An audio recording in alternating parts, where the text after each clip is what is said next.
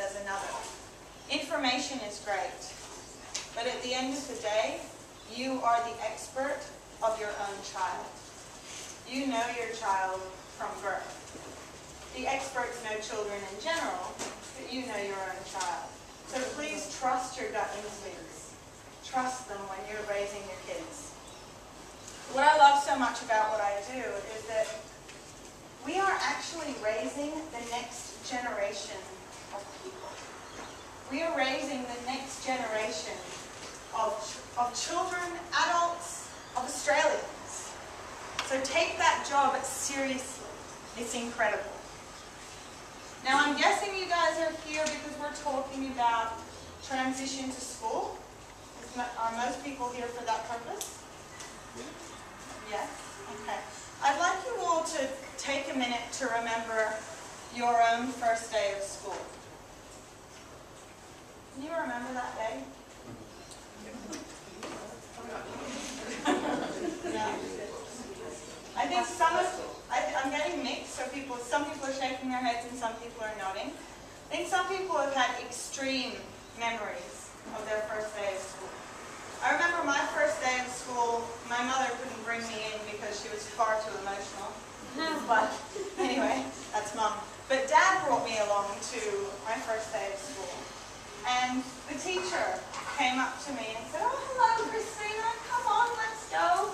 And I was grabbing for dear life onto my dad's hand, and I would not let go. And the teacher was pulling my hand, my dad was pulling my hand. It was like a tug of war. It wasn't the best memory for me. And I'm guessing that some of you in this room are highly anxious about letting your kids go, letting them go to school. It's scary. It's a big step. There are two ways two paths, if you will. You can either react to your child based on the way that you experience your first day of school. You can react with anxiety and worry. Are you okay? Do you have everything? And you're panicking. Right? Or you can react through more of a response. And the difference is when you respond to a child, you are sitting in that moment with the kid. And you ask them, "How are you going? How do you feel about studies?" And a lot of them will say, "Oh, it's going to be fun. It's exciting." And they're not worried about it.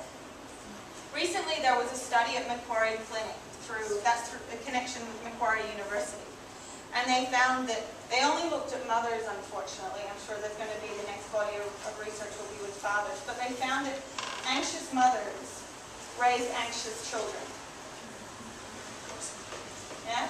Anxiety, you feed on anxiety.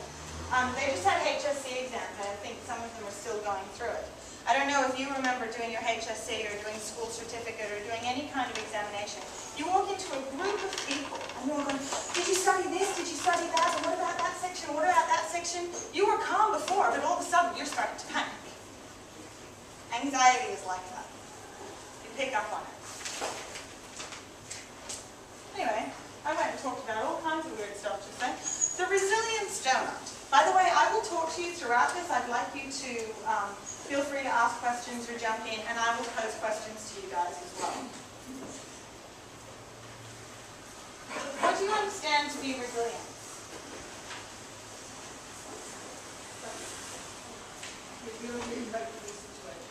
Ability to cope with new situations. Yeah, because new situations are scary.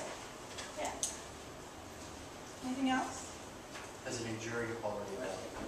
Enduring. So you don't give up. Persistent. Yeah. What else? What else is resilience? Come on, you guys know more than this. Coping with change. Coping with change. Any form of transition, anything where we're trying something new, going through change, that is when we are likely to get highly anxious, and that's when it can spark difficulties within ourselves. So we need to build resilience. That's why we care. Resilience is the happy knack of bungee jumping through the pitfalls of life. Andrew Fuller. There's an Australian psychologist who's a little bit wacky, has big hair, and he's got a big personality, and if you ever get a chance to see him talk, he's incredible. Resilience is the universal capacity which allows a person, group, or community to prevent, minimize, or overcome the damaging effects of adversity. Resilience is the capacity of individuals to navigate their physical and social ecologies, provide resources, as well as negotiate their access to families and communities who can culturally navigate for them. It's their ability to navigate and negotiate. They need to work it out themselves. They need to navigate and negotiate their social worlds, and often that is going to come with lots of challenges and lots of difficulties. I run a group with young people between the age of 8 and 12, and I talk to them about the resilience science. What is resilience? What is resilience? I ask them, has anyone been bungee jumping? No. Does anybody want to go bungee jumping? And of course, there's usually a couple of boys who throw their hands up going, yeah, bungee jumping. I said, life is like bungee jumping. You're standing on the edge of the cliff, and sometimes life is hard, and sometimes life is scary. But you have to live it. So you're going to jump. If you don't have the bungee cord, what's going to happen?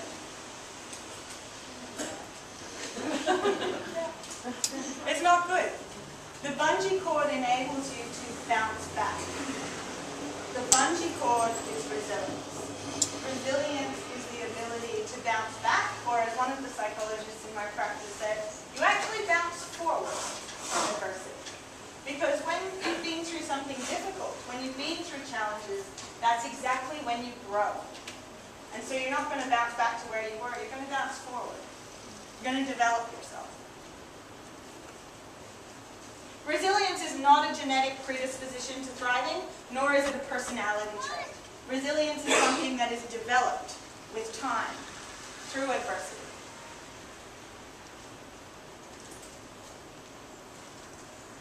The Resilience Doughnut, the practice manager, the director of the practice that I work at, she was the woman who came up with the Resilience Doughnut. And the first thing she came out with is the book, the Resilience Doughnut book, which I believe the library has recently bought. And we're going to go through the Resilience Doughnut today. This is it. The Resilience Doughnut was born out of some research. And the research, basically in psychology, you have two lines of thought.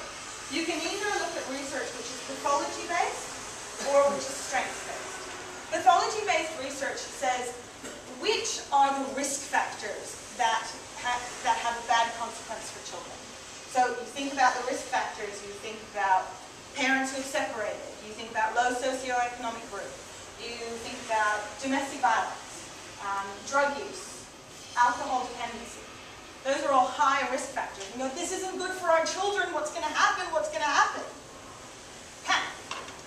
The alternative is strength-based research, which looks for solutions and aims to enhance areas that are already working in a person's life.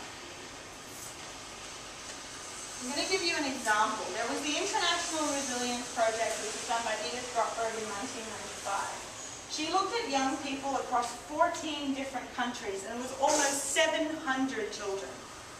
They looked at the children who were in a high-risk bracket.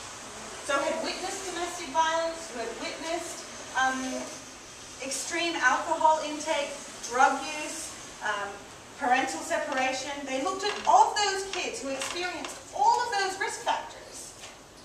What was it about the few who didn't exhibit the unwanted behaviors?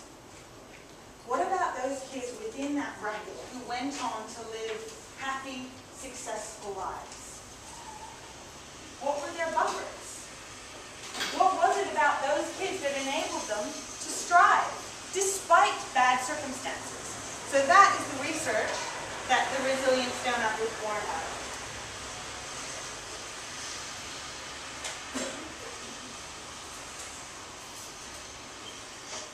So what's the difference between pathology-based research and strength-based research?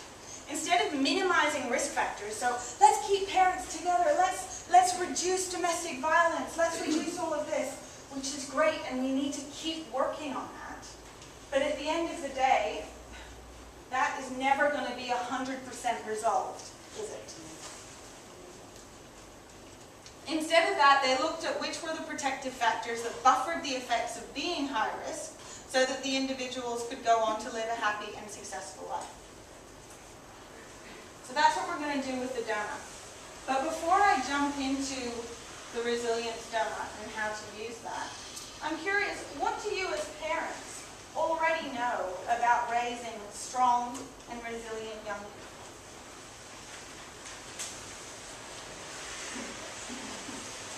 Let them experience life, so it's got more of them. Let them explore their environment and different situations as much as possible without getting into trouble. Yeah, don't cotton wool them so that they can explore their environment and they can experience things. They need to learn how to navigate and negotiate their social worlds. How are they going to learn to navigate and negotiate their social worlds if you're doing it for them? Makes sense, doesn't it? What else do you already know about raising strong and resilient young people? I find it quite challenging to control my own emotions. I know sometimes I want to just jump in and say, don't do that. That's right, or you know, you can't do that. Okay. But sometimes it's important for them to just explore for themselves. So controlling my own emotions and being aware of those emotions. Beautiful, exactly. So you're managing your own anxieties around that as well. And that's very much linked to what I was saying earlier about the reacting to your child based on your own anxieties versus responding to your child based on where they are at in that present moment. Yeah.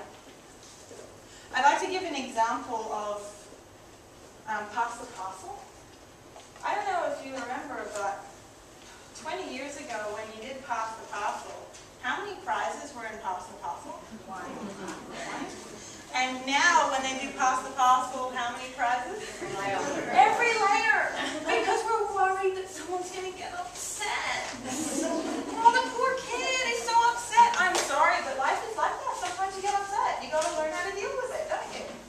Navigate and negotiate. But they're not in danger. The child's not in danger when they get upset. So you talk to them. Oh, you're really upset. You're going to get the prize.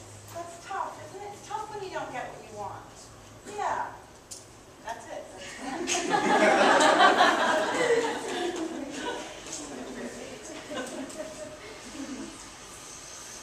Resilience Doughnut. Okay, so this is a practical model. It's a practical model aimed at building resilience in young people. Yeah? So I'm going to teach you this practical model practically. I want you to think of a child that you know that you are worried about.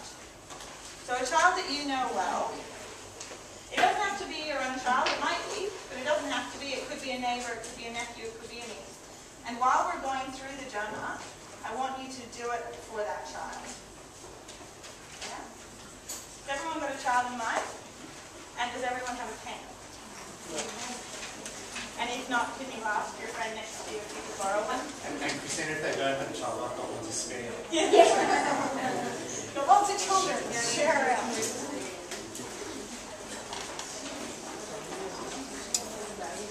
You guys are listening so well.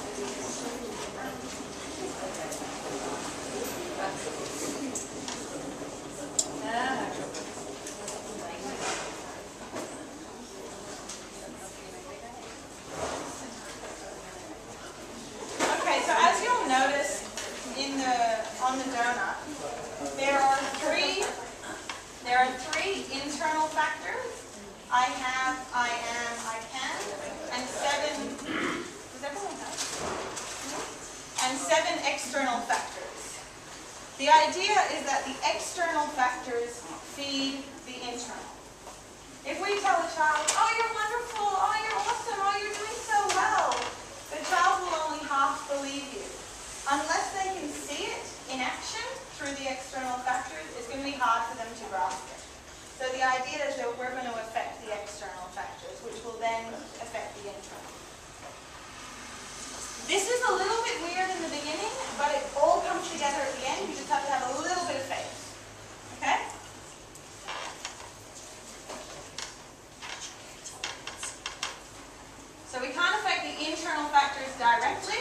We can only affect the external.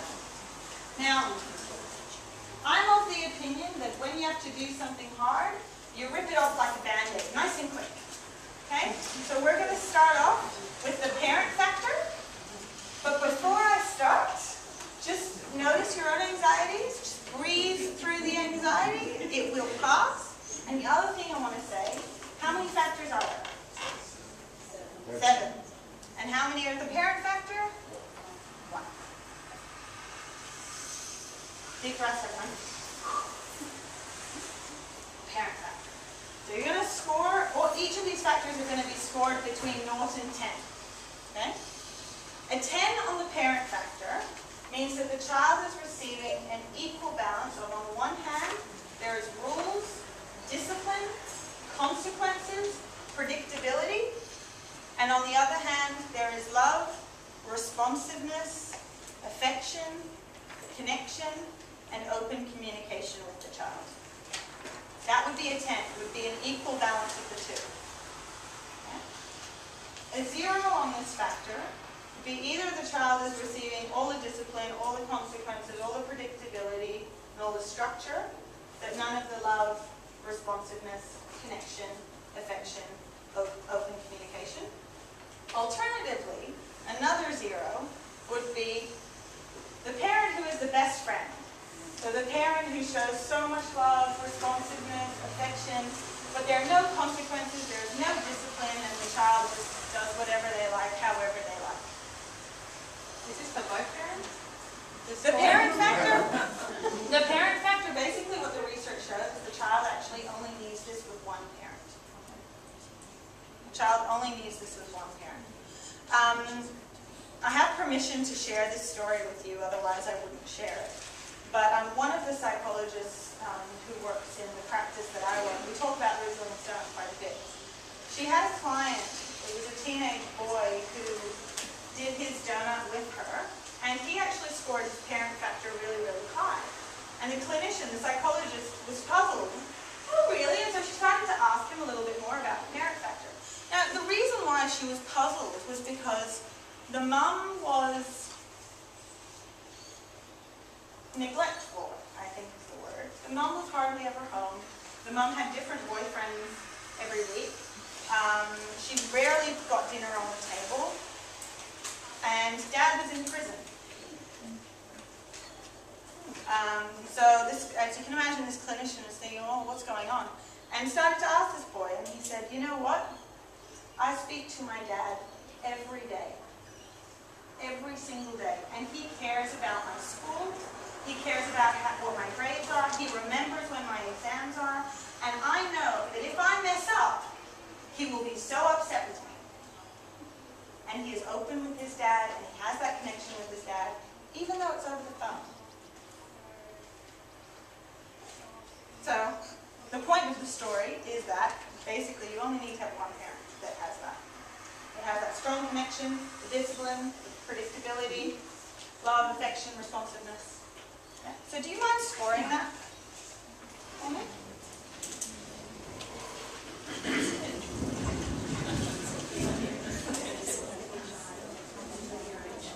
I'd like you to do this donut from the child's perspective as best you can.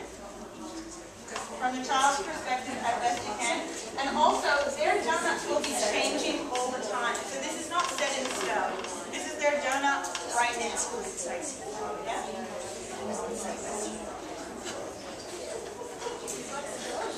If you have questions, just throw your hand up. You will actually get an opportunity to talk about this later. I will give you an opportunity to talk with each other about it. Are you ready to move on? I promise you'll get to talk about it later, honestly. Okay, the skill factor. That was like a Band-Aid. Stop, finish. Okay, next. The skill factor. I actually had an argument with the lady who, Lynn Worsley, who's the woman who came up with this, saying that I actually think she's misnamed the skill factor. I think it should be called the yes factor. Because a 10 on this score is when that child has the feeling of, yes, I did it. I finally did it.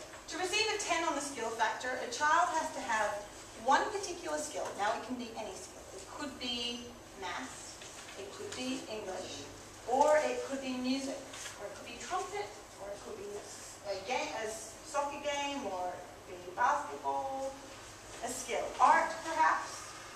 So it tends that the child has a particular skill that they didn't do too well at in the beginning, but they trained and they trained and they practiced and they practiced and they got better and better, and finally they scored that goal, or finally they got into that music performance, or finally they got that grade in maths, and they could go, yes, I did it, look what I did, look what I did. Yeah. Okay. That would be a 10. A 0 would be a child who tries and tries and tries and never has that feeling of, yes, I did it. Or the child who, whatever he touches, it turns to gold. He tries soccer, he's great. He tries music, he's great. He never has to actually push himself. That would still be a 0. So the child has to be persistent. Endurance. For a 10, the child also has to have a significant adult who values the skill. So that significant adult could be a coach, it could be an uncle, it could be a significant adult, a neighbor perhaps, I don't know. Oh, yes. What about they give up? They give up? It's too hard. Do they always give up? Is there one thing that they haven't?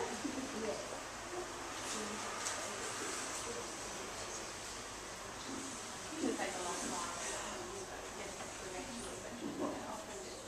a thing that they can't do it, so they looks it out, doesn't want to know about, and have a meltdown. Do you ever get the feeling, the yes feeling? Yeah, she is. I still wouldn't score it that high. If she has a tendency to give up, then it wouldn't be that high. But it wouldn't be that low either if she has had that experience before. Because that's a reward, in intrinsic reward. She'll say, oh, I haven't done it. So she's hard. Oh, very good.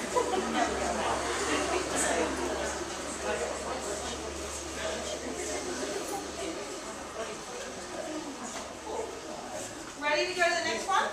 The family and identity factor. So to score a 10 on the family and identity factor, the child has a strong sense of connection, a strong sense of belonging in the wider family. So we're not talking about parents, we're talking about aunties, uncles, cousins, grandparents. It can be siblings as well. And that sense of connection, sense of belonging. You know those kids where when they start at school, the teachers go, oh yeah, that's another one of them Jones's kids. Like they're all really sporty, or oh, they're all really musical. That's a strong sense of identity and affinity with your surname. That would be quite high.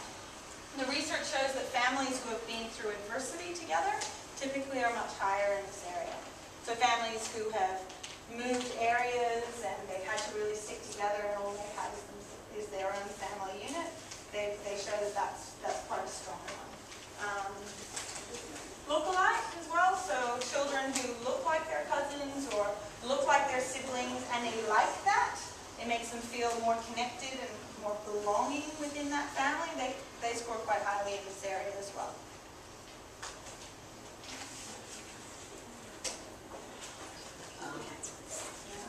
What if you've only got the 2 parents and 1 child, and that's it? Yeah. So the question was, what if there's 1 child, 2 parents, and that's it? Then that would be the 0.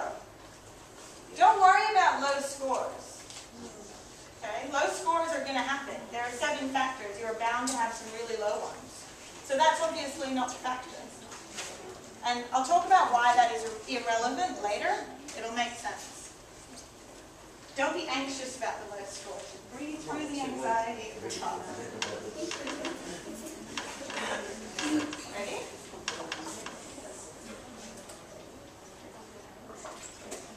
Okay, I have a question for you. Do you remember a teacher from your own childhood that sticks in your memory?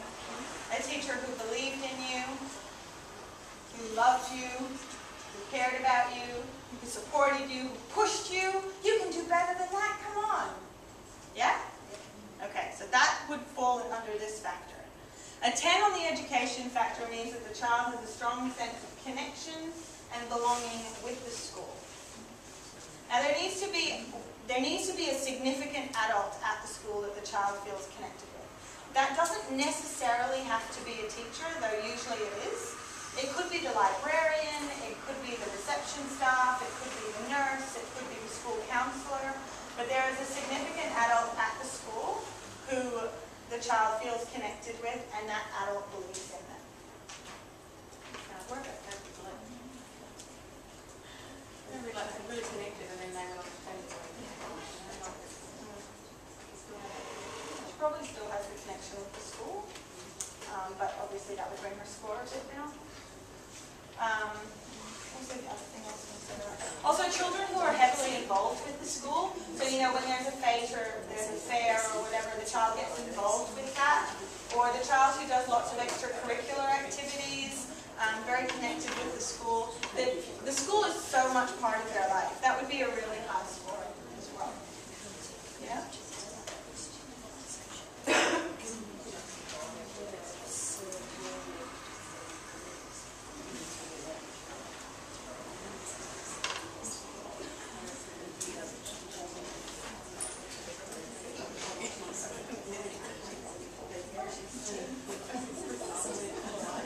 Peer factor.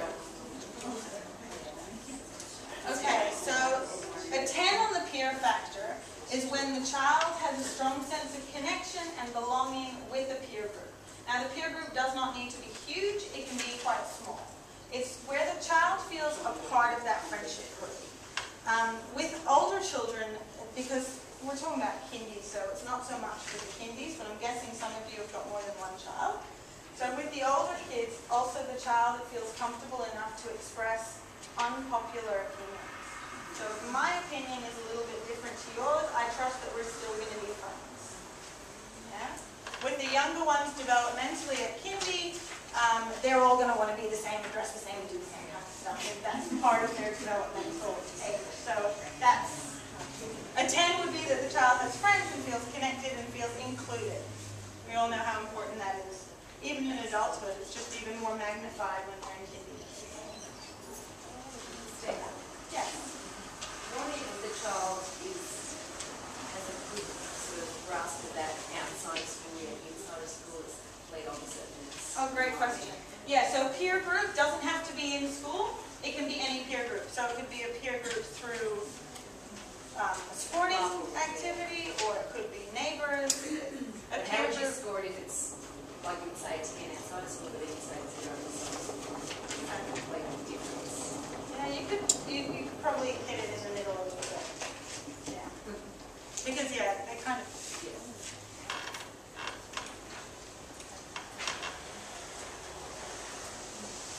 The community factor. So a 10 on the community factor is where the child... By the way, are you picking up with scoring and stuff? Am I moving too quickly? Okay. So a 10 on the community factor is where the child feels a strong sense of connection and belonging with the wider community. Now a lot of research went into community factors, and one of the main standout points was children who are involved in a youth group. Now that youth group could be part of the Christian church, or it could be part of a Muslim church, or anything.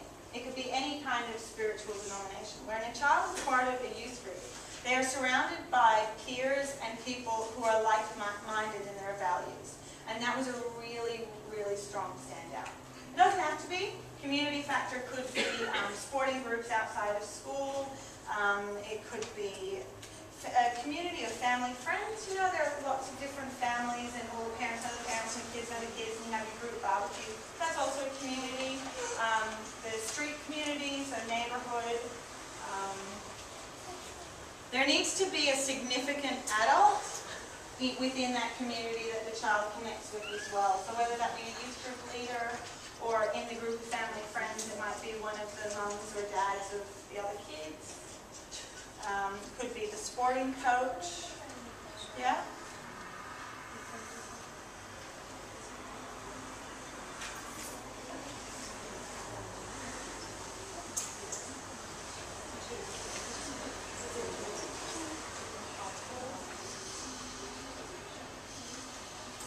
Last one.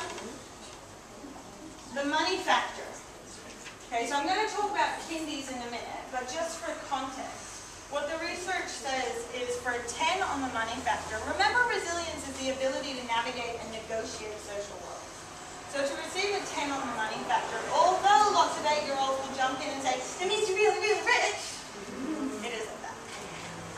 A 10 is where you have a balance of two things. On the one hand, you know how to earn money, you know what you need to do to earn money, how many shifts you need to do, how much more work you need to do, or it might be chores, how many chores you need to do to earn a certain amount of money, so you're able to get income.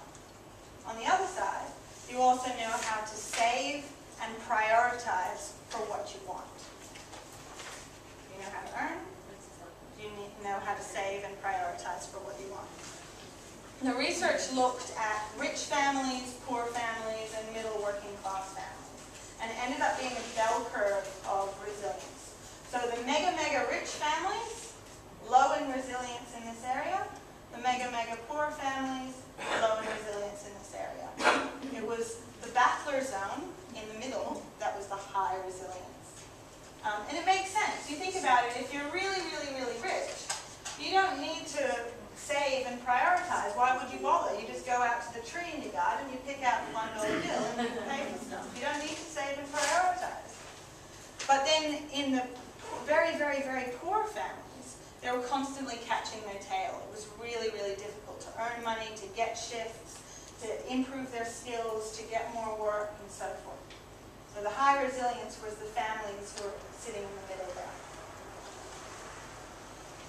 Now, I've given this talk to a few different primary schools, and I remember going to one primary school about a month ago, and we talked about the money factor with young people. And the topic, it was a small group, so they were really chatty, which was fun. And they talked about pocket money. And at the end of the conversation, we came up with some kind of an agreement. We agreed that there's like 2 tiers. Okay? The first tier is that at home, there are certain chores that you have to do to be part of the family.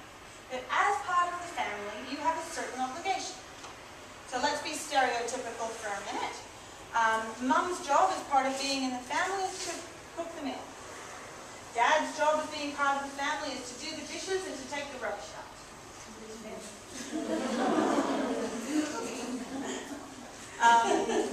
The 3-year-old's job is to come to the table at the end and get the wet dishcloth and wipe the table. Yeah? And the 6-year-old's job is, I don't know, turn on the dishwasher once it's being filled. Whatever. There's a certain amount that is part of being within the family. 1 tier. And then there's a second tier. And the second tier is if the child wants to earn some money, then there are a few different jobs that they can do. If you wash the car, you get $5. If you, I don't know, if you tidy up the living room and vacuum, you might get $7. So there are almost 2 tiers. 1 tier is being part of the family, and 1 tier is being extra to earn money. Does that make sense? Like now, I kind of like that. And that was, like I said, a result of brainstorming. Because what this, and it's in line with the research as well, because what the research shows is that even young, tiny little people should acknowledge that hard work is something that is valued, something that is important. And so if your job is to fluff the cushions on the couch, you do that really well, and that's your job. And they get a feeling of, that's my job and I did it really well. And they're proud of themselves. And we're feeding the I have, I am, and I can. I can fluff the cushions. And Mum is proud of me when I do that. Yeah? We have not done anything yet, by the way. All we have done is scored. We have not built resilience yet. We have not activated any resilience. We've only scored it. But you've got a full donut. Has everyone scored all of them?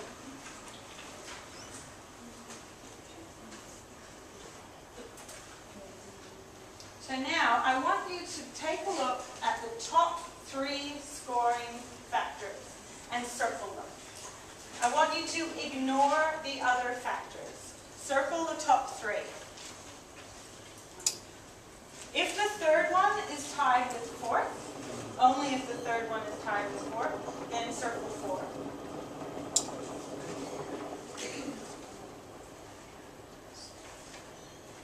You can't have a 5-way tie then. Kind of. If you do have a 5-way tie, that's rare, but sure, go for it. Now what I'd like you to do is get into pairs, and if one of you or both of you feel comfortable, I want you to talk about the child's strong factors. I don't want any horror stories. You are all going to be tempted to say, oh, but you should have seen, and she's not very good at this, and oh my gosh, her self-esteem, and blah, blah, blah. None of that. Top 3 scoring strengths, I want you to talk about only the strengths. Can you do that? Okay. Wow.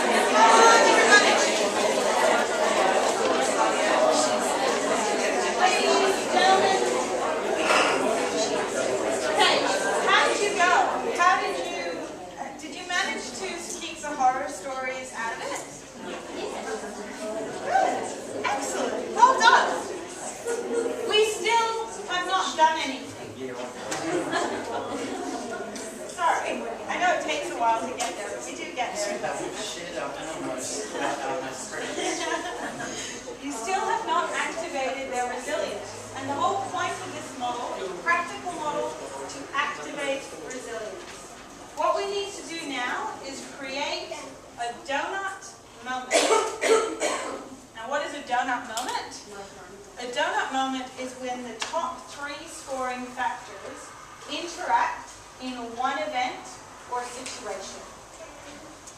When the top 3 factors interact in one event or situation.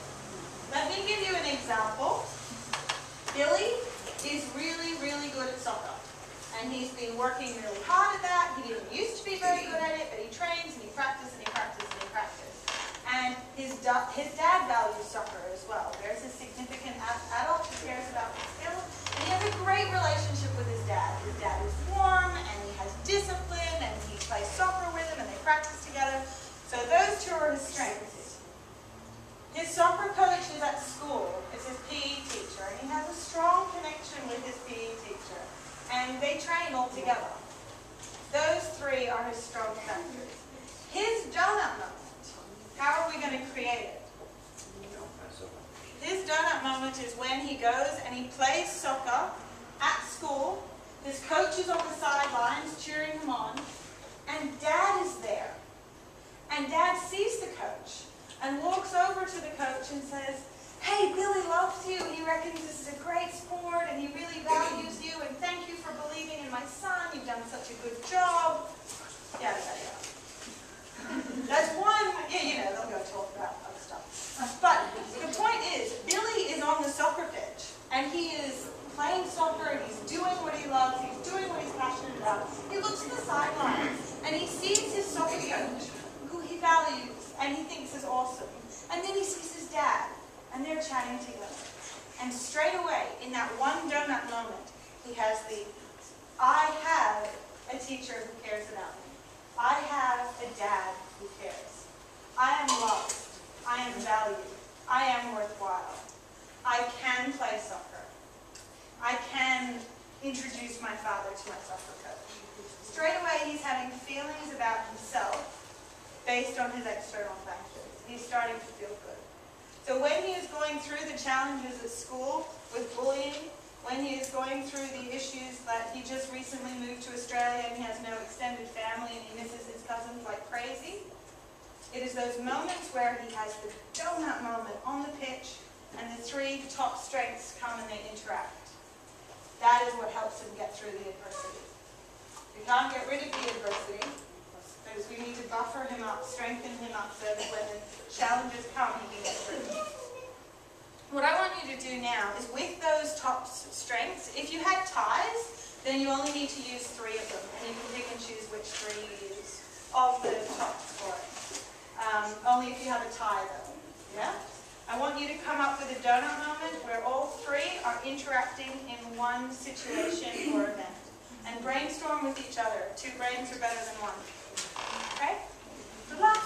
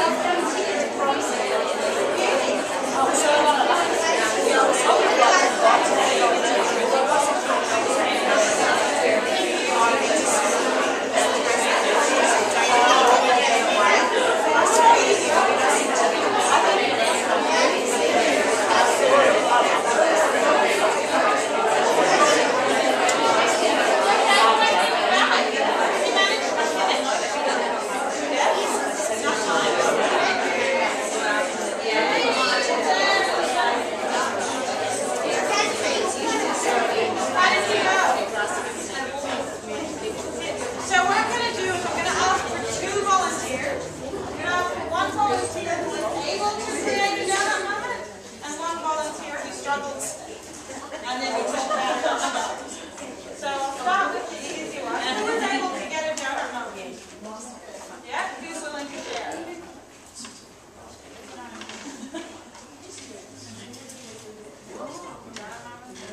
Yeah, go ahead. My top three were the parent factor, the skill factor, and the peer factor, which surprised me because that was painful.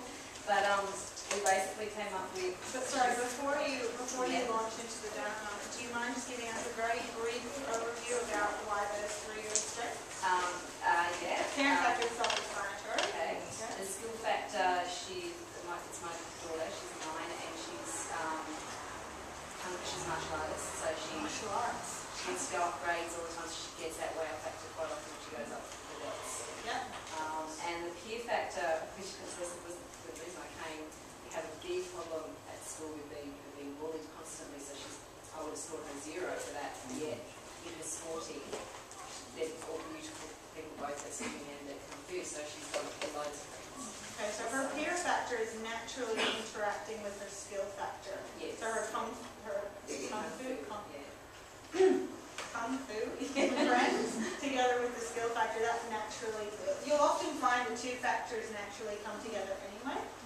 And So I came up with, we always attend her tournaments anyway, but I came up with the possibility of her attending a tournament where only her peers are participating. She attends that with, say, Dad, to cheer on them rather than having the cheer on. So she's actually going to support them. beautiful. Beautiful. That's great. Did everyone catch that? Yeah, so the Kung Fu and the friends from Kung Fu and then Dad, and they would all be interacting when either she goes to cheer on her friends and Dad comes along for support, or she's being cheered on. Either way. Both is where the three interact. Lovely. Does anyone else have a donut moment that they would like to share? One they were able to? Yes? I couldn't get my three to go together. Okay. The three that I've got are the money factor, the parent factor, and the skill factor. Okay. I could get the parent factor and the skill factor together, but I couldn't work out how I could get the money factor in there. Okay, so how old is the child? She's 9. She's 9. And what's her skill factor? The skill I put down, there's sort of two, I guess, that I was trying to juggle, and she's karate, where she was quite, not shy, but not confident, and she's gotten almost a black belt in karate since she's been very young, but she's actually helping teach the class, and her confidence has come up a lot in that. Plus she started netball, so I had 2 that I was trying to juggle with, so she's improved where she didn't used to participate in any. So her skill factor, we could either use the karate or we could use the netball. Yeah. Plus we've got the parent factor and the money factor, keeping in mind she's 9 years old. Yeah. So we have got a heck of a lot of brains in this room, and often the biggest challenge in creating the donut moment is incorporating the third factor. Does anyone have any ideas how we can get these three interacting? Come on, think outside the square. I've worked with 5-year-olds who've set up lemonade stalls. A fundraiser for the karate, where mom or dad, whoever she's closer to, or both if possible, attend.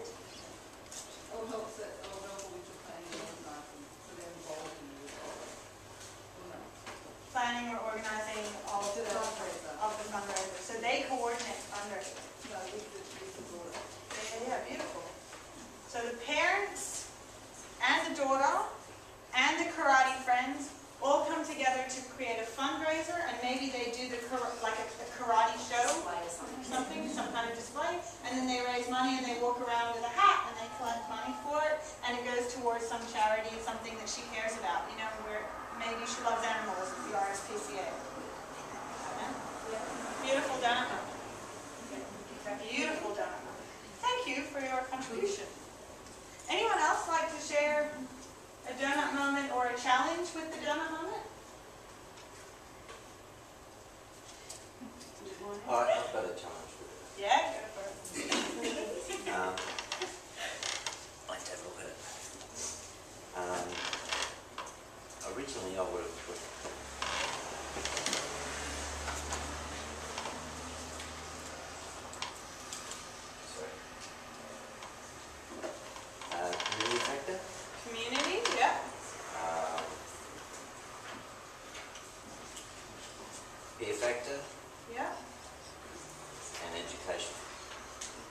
you mind talking us through how those three are strengths?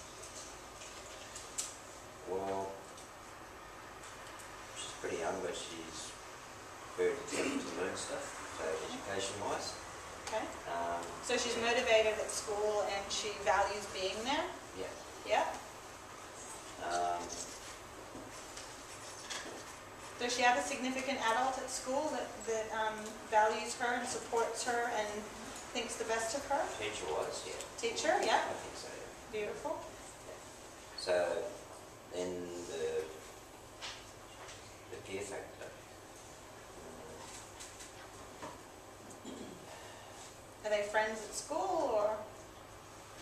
Yeah, she's got lots of friends all over the place, and she's really communicates very easily with people. Okay, And the good. community factor is one that I thought, yes, that's really high, but then I figured, well, it has been really high, but now it's not. Okay. So, because, yeah, dynamics have changed. So he was just saying the community factor used to be really high, but now it's not. Our Resilience Donuts, and as adults we have our own Resilience Donuts as well, they constantly change and they constantly evolve. So what's strong at the moment may not have been strong a year ago and may not be strong in 3 months' time. It's constantly evolving. So if that's no longer